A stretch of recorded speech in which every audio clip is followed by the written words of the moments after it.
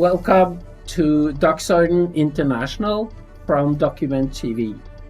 We have with us as our guest Charles Ortel from New York City, a writer and investor. Welcome, Charles, to our show. Well, thank you so much, gentlemen. Thank you for having me on. We have met before in Norway, so we're happy to have you in our show. And we pay a lot of attention to what's going on in America, and a lot of Norwegians do, actually. But we would like to use you as a sounding board to check out what's going on.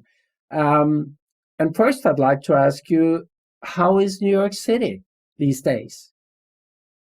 Well, New York City is a city I moved to when I was 3 in 1959, and I have therefore decades of experience. I've never seen New York in a worse shape by self-inflicted wounds of incompetent or worse mayor, bureaucrat, governor, the state bureaucracy. These politicians are driving the state and city into the dirt.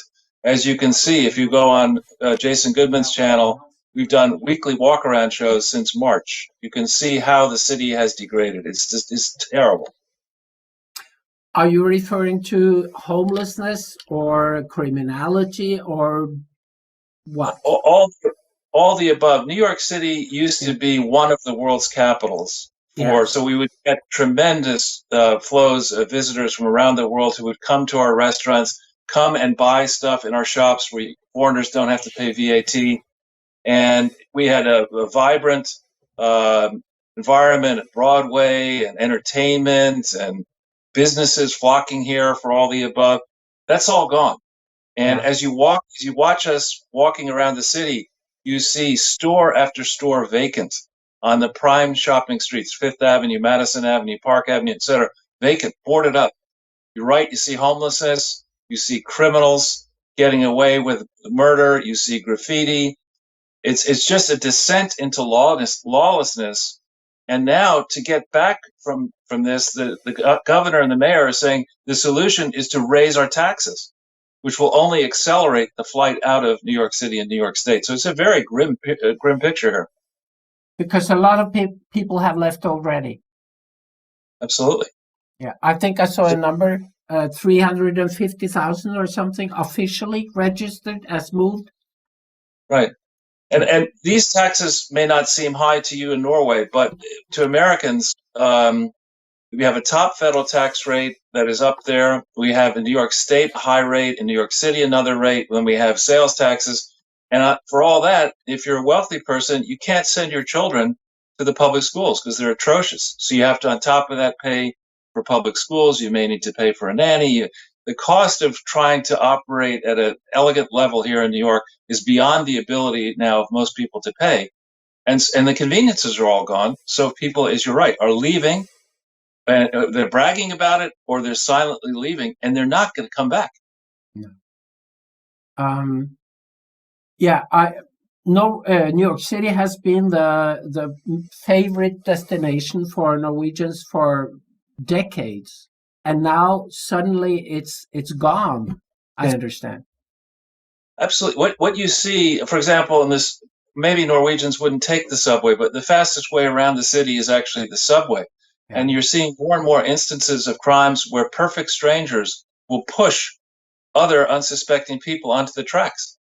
Wow. Just, if you're not paying attention, they'll just push you down or beat you up or whatever. And there's not the same volume of people through the subway, but there are a lot of homeless people. There are people who jump the turnstiles and don't get prosecuted. As it gets colder, they live down there, even though you're not supposed to do it.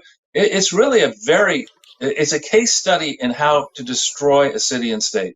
What about the police force? On Friday, we spoke about an issue involving the New York police. I mean, has the defund the police craze hit New York as well? Absolutely. The police have been instructed, I believe, not to go after, quote, minor crimes, which may not be so minor. This is the polar opposite of what served New York City so well under Giuliani. Giuliani understood that if you don't enforce all the laws, then people will take issue. The criminals will go after you everywhere. You just accentuate lawlessness. Yeah. So, the police are demotivated. and I think some police are beginning to retire if they can. And when you have a problem, as we have had, Jason and I walking around the city, you approach a policeman who's right there, and they won't deal with the problem. They say, if you've got a problem, dial 911. Somebody else will deal with it. I mean, it's craziness. And Biden suggested the other day that a psychologist would take the phone instead of the police. Did you hear that on the internal chat? Yeah, was probably, he was in his basement watching the washer dryer spin around thinking he was on television. and he was saying what really needs to happen to him. He needs a psychiatrist. Yeah, that's true. We have the sense that his even if they try to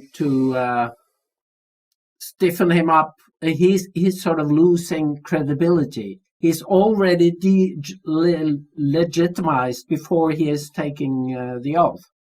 Isn't that so? Well, I think the game plan here all along has been to put in an administration that is to the left of Biden's natural impulses. And they've successfully inserted Kamala Harris, who's never actually been vetted the way most presidential candidates in the past would get vetted. And think about all the skeletons that in Trump's closet that people have tried to go through. That's never happened yet with Kamala Harris. And the recent moves to expose the true contours of the Biden corruption scandal, which accelerated at the end of last week, now with the Associated Press and other mainstream organs finally saying it is a thing, that to me presages, if Biden is successfully confirmed by the Electoral College or the Senate and the House on January 6th, presages a move to get Biden in and put Harris in, which could be something that actually happens much sooner if Biden is successfully elected than we all think. Why was this information about Hunter Biden's tax problems leaked to the media, you think? To put a knife into Joe Biden. Wouldn't surprise me that it was leaked by Democrats. Yeah, that's what I also heard. Suggested, yeah. Because if you look at some of the picks that have been announced by Biden in theory to be, whether it's Secretary of Defense or Neera Tanden at OMB, some of these people are swamp rats on steroids, and this is not what AOC and Bernie Sanders and other people want. So again, it wouldn't shock me that this is actually led by Democrats, but will be pounced on by Republicans and become it is a real scandal, frankly.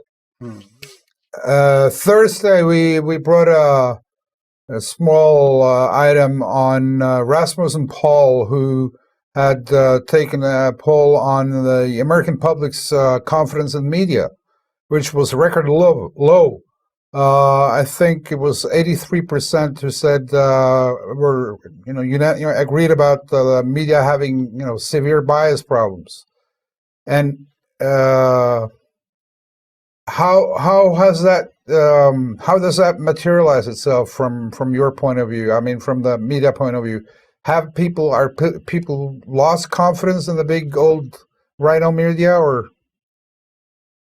Absolutely. I think that it creates a big opportunity for shows like yours and ours. I think there's a thirst for fact-based analysis that is not tainted either by the advertisers' interests or by the globalist elite's point of view. You don't see that now, whether it's on Fox. OAN is pretty good, Newsmax is pretty good. But there's no reason to watch CBS, NBC, ABC, the mainstream channels anymore. No reason to read the Wall Street Journal or the New York Times. These are last millennia business models. And if you really think about it, I mean, your approach you're taking is groundbreaking. To not interrupt the show every 6 minutes the way Fox does with this commercial for that weird disease or some crazy charity or some product, MyPillow. People want to have a limited amount of time to think about this. And they want it deep diving into the issue. They want to have an engaged reaction on air.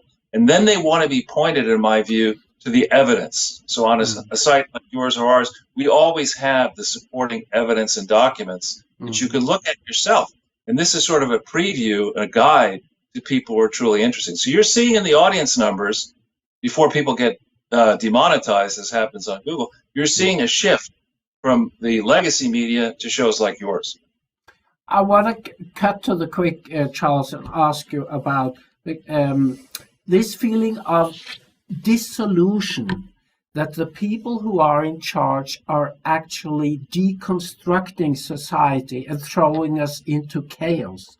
And Biden's policy seems like a recipe for accelerating downward trends.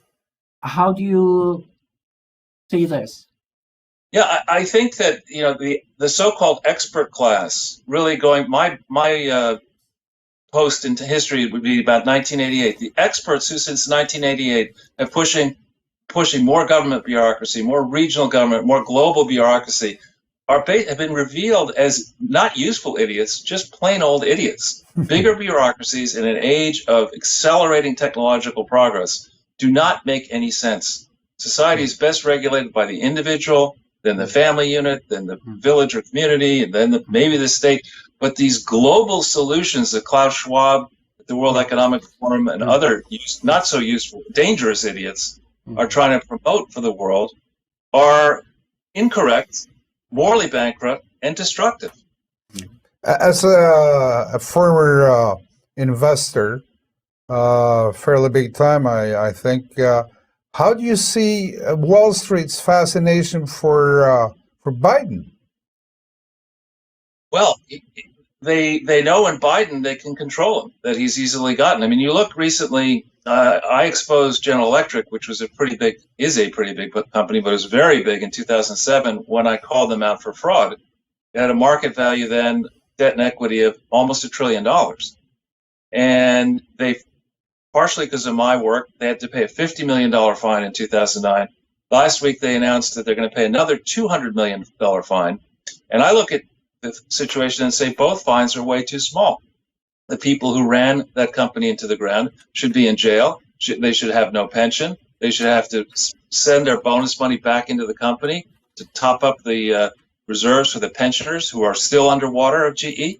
And so in Biden, they see somebody who will not go after them at all and allow them to continue business as usual, playing the fake game, selling not progress as progress, and allowing the fat cats to get richer and richer. That's what they like. Trump won't let them do that.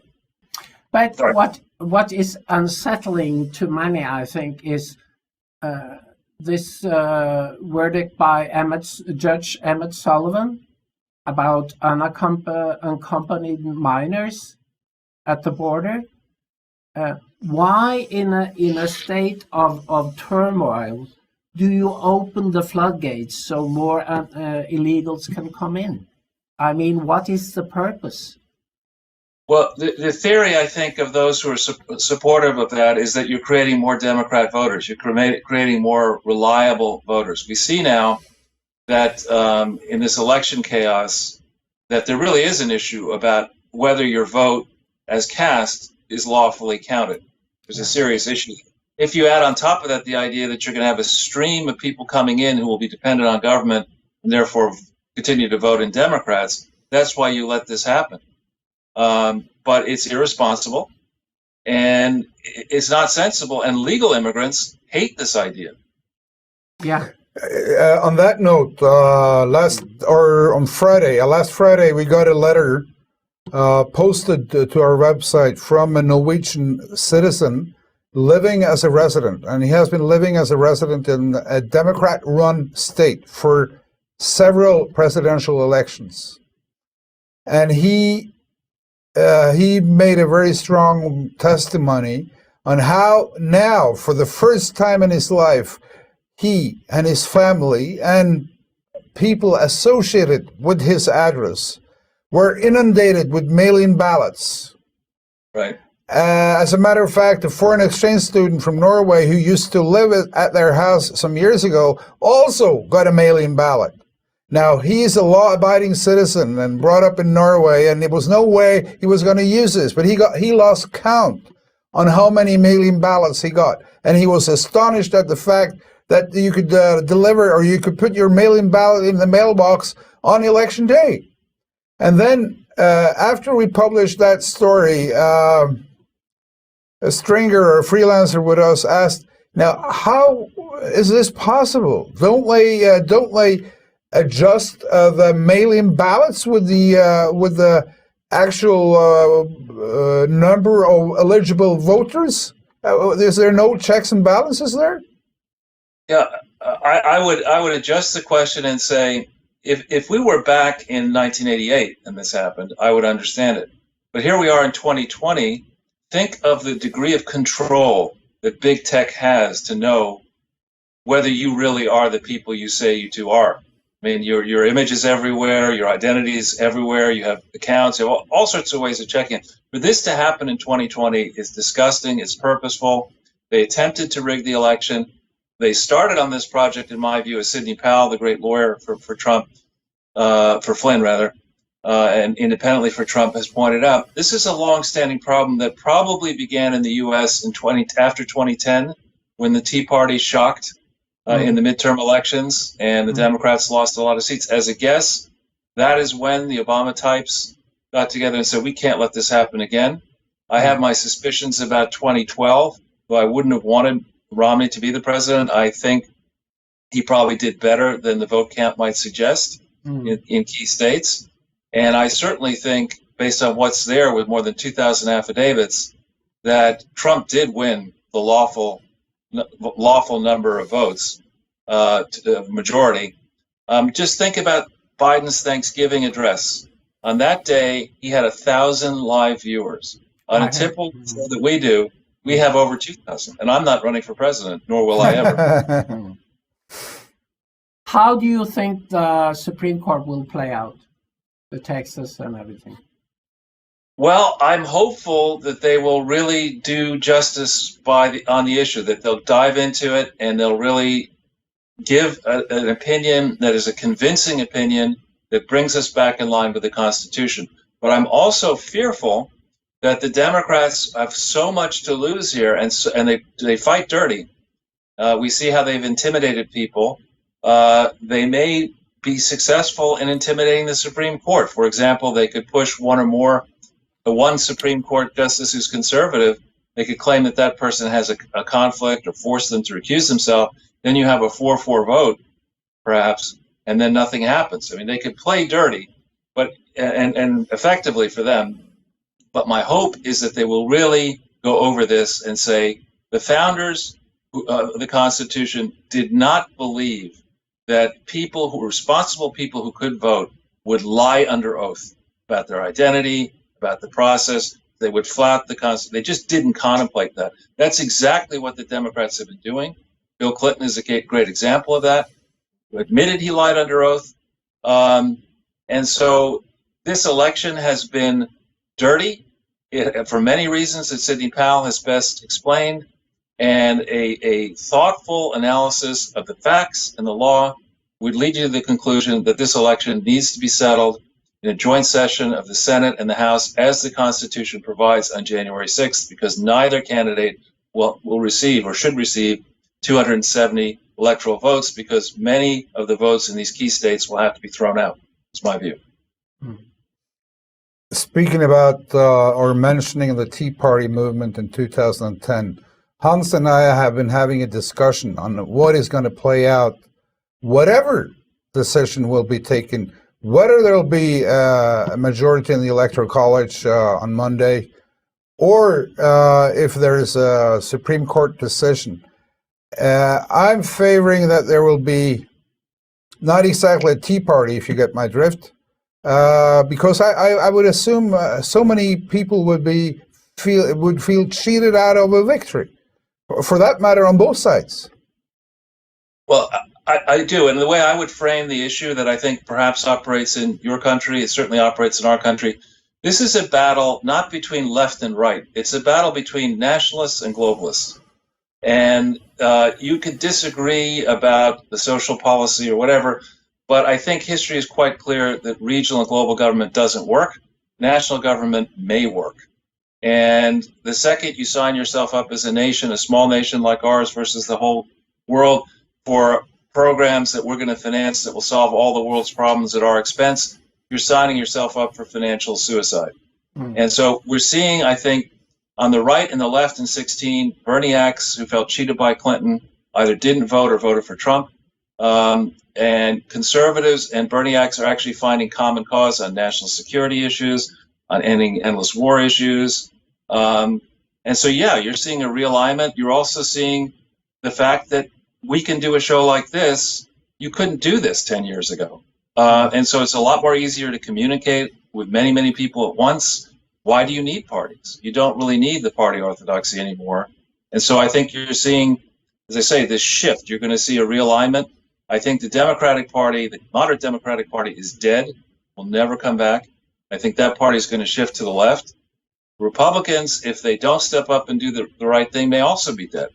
And so you could see a fundamental shift in American politics and elsewhere around the world. Charles, thank you so much for the conversation.